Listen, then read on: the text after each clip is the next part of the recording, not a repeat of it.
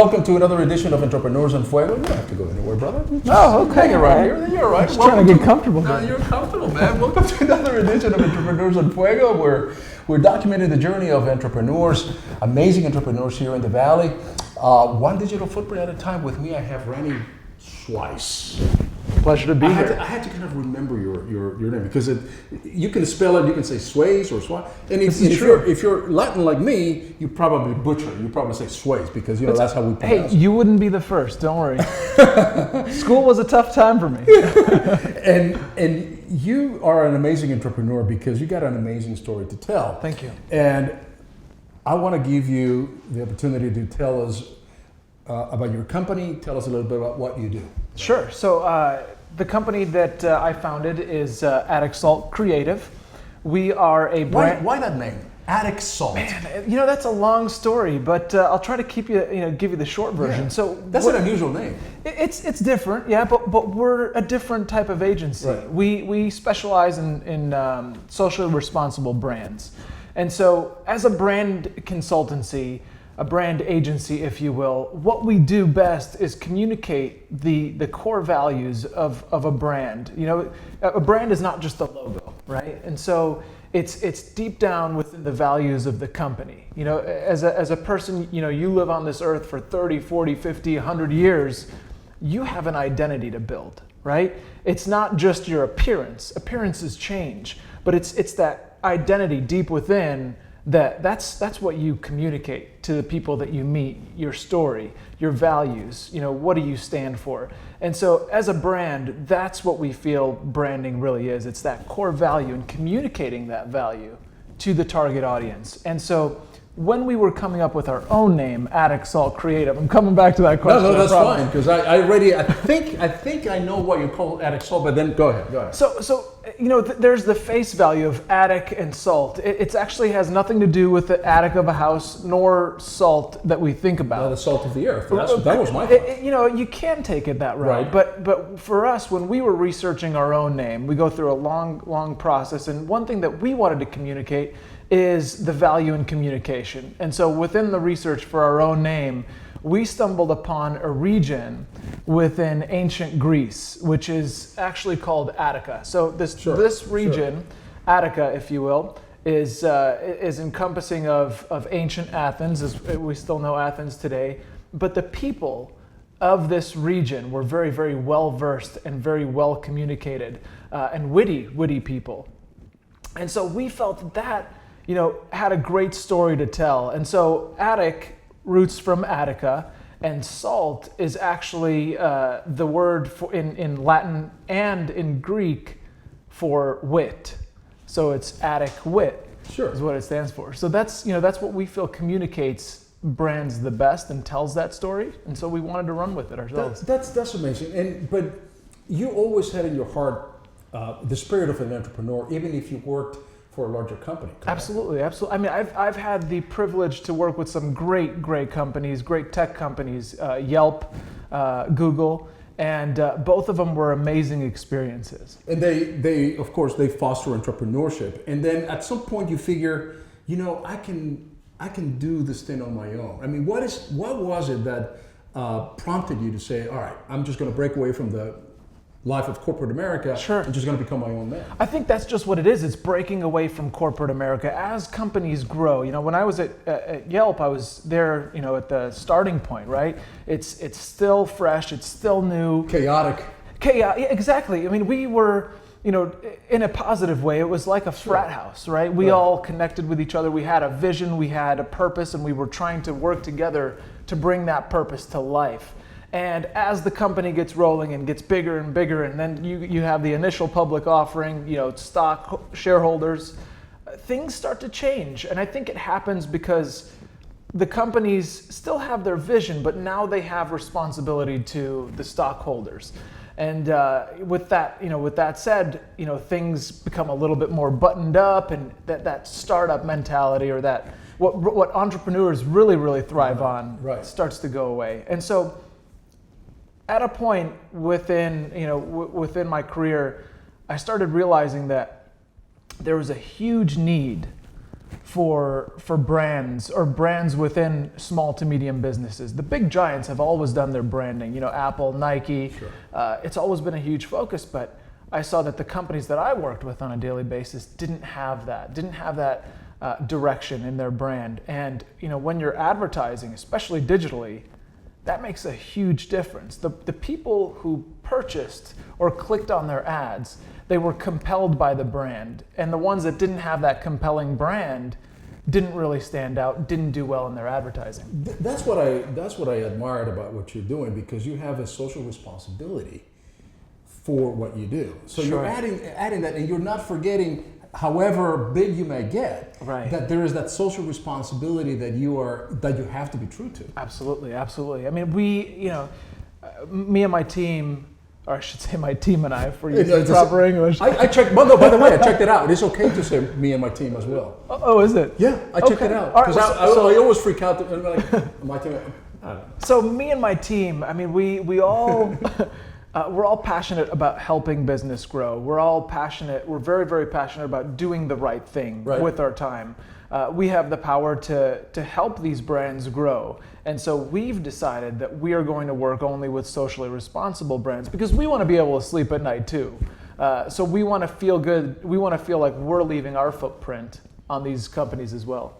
What is the best message that you could give somebody, an entrepreneur that is coming, that wants to become you, say, or that wants to go into that field, the creative field? Because, you know, I can imagine that I don't know if you agonized about just jumping from the security of having maybe a paycheck to being your own man and working, you know, 80 plus hours a week. So what advice would you give somebody? You know, I'm still struggling with that. It is not easy. That's Sure, that's the one thing is you know, you have your one job within the company, right? And then you start seeing different things that you could do better, right? And then you take this jump, or you say, I'm gonna do this and I'm gonna do it better. And although that might be the case, you don't realize on the inside how much work there is to be done. Now you're wearing all of the hats in the company. But you know, on the contrary to that, it is also an amazing feeling to have control over your company and being able to build something. You know, I think that what really pushed me into being an entrepreneur and starting businesses is the fact that at the end of the day, you know, at my job, right, I could be there 20, 30 years, and you've seen it with people who, you know, a lot of the baby boomers who were laid off in their job. They leave and they're as good as their last day. They have built nothing. They walk away, their paycheck is gone. Yeah. And I think what is most rewarding about being an entrepreneur or a business owner is that every single day, no matter how much of a struggle it is in the beginning, you are building something. You're building a team, you're building a community, you're building a product service, and you're doing something that's eventually changing your career, your family's life. If you weren't doing this, sure, what would you be doing?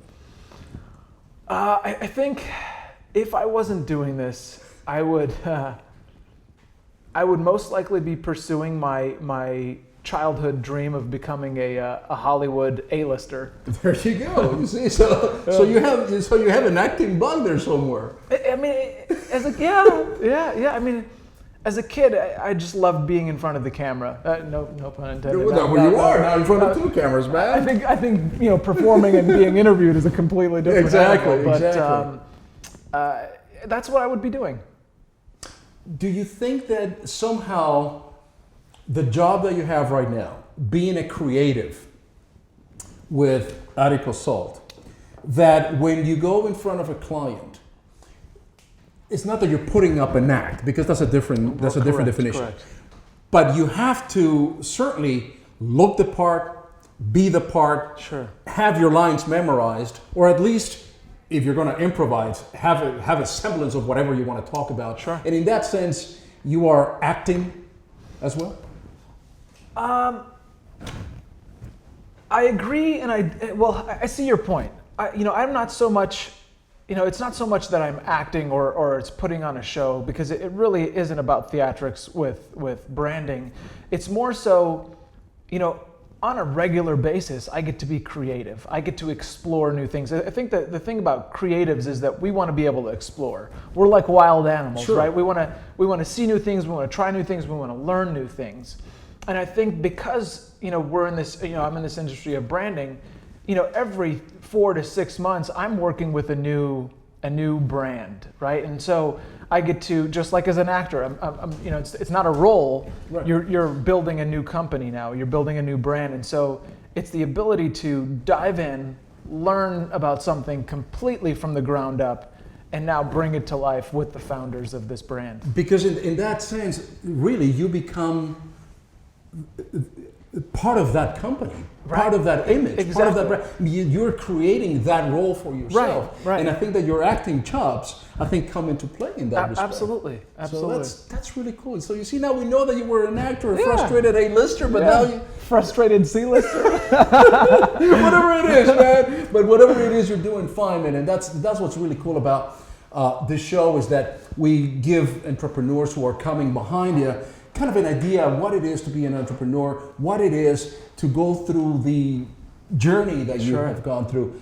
One last question. What is your biggest obstacle? And how, or let me put it this way, in your journey. Sure.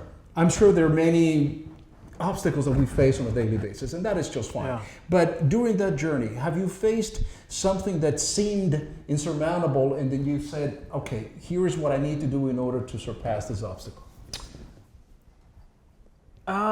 Sure. I mean, yes. Yes is the short answer. There's a lot of obstacles, and I think it's just a matter of hunkering down, and it's like a math problem, right? You look at the problem, you try to understand it as best as you can, and then there's a solution to every problem. Yep. And so whether it's creative or whether it's technical or whether it's pretty straightforward, I believe that every solution or every problem has a solution, and it's just a matter of sitting down and not panicking, and figuring out what the solution is. Every problem has two solutions: time and money. You either need money to solve the problem, or you need more time. Sure. Or sometimes you need both. Sure. Absolutely. That's what I think. But what do I know? Hey, for being a guest, by the way, you are the 99th guest. The 99th guest of Fuego. I was this close to being This 100. close, man. So, Close. but you're not gonna go empty-handed, my brother. Well, We're gonna you. give you a nice T-shirt. Now, this one looks like a baby T-shirt, so we got the right size for you, but you'll get the idea. And it's by Peaceful Soul, so it's really, really cool T-shirt. Very nice. Thank you so And much. this one has the virtues that all of our entrepreneurs have, which are simplicity, discipline, humility, kindness, and honesty. All great virtues. This is all for you, my brother. Thank you. Appreciate it. So now we learn the real idea, the real man, Rani, who wants to be an actor. So we know your passion is to be an actor, and I think that you've somehow or another you've embedded that passion that you had to be an actor into being creative. Absolutely. Because you're creating a new role for your clients, and you're doing it amazingly, my brother. Thank you, sir. Hey, Rani, man. Thank you very much. Thank you for having me. Hey. Truthfully, I was only here for the coffee. Best coffee in the world, It you is know the that. best coffee. It's Café de Olla, and we got a little secret that goes inside that coffee. You gotta check so it out. If you start feeling dizzy, not my fault. I didn't. That kind of secret. Huh? That kind of secret, my brother. All right. With that, we're out. Welcome to the remix. Prestige.